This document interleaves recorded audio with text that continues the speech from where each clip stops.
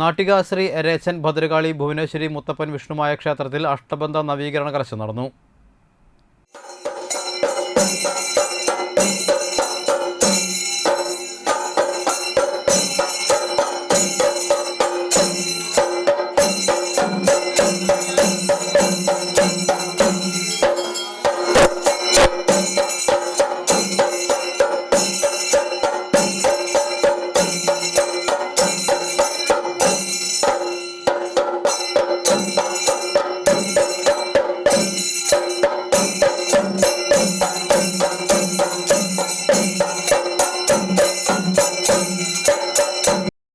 രാവിലെ മഹാഗണപതി ഹവനം, അധിവാസ വിടർത്തി പൂജ, കലശപൂജ, കലശാഭിഷേകം, തുടർന്ന് താളവാദ്യ നാമജപഘോഷത്തോടെ ജീവകലശവും ബിംബവും ശ്രീലകത്തേക്ക് എഴുന്നള്ളിച്ച് പുനഃപ്രതിഷ്ഠാ ചടങ്ങ് നടന്നു.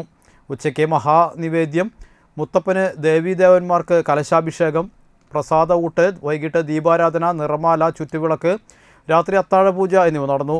ക്ഷേത്രം തന്ത്രി പുത്തൻകാട്ടിൽ കണ്ണൻ ശാന്തി മുഖ്യ കാർമ്മികനായി.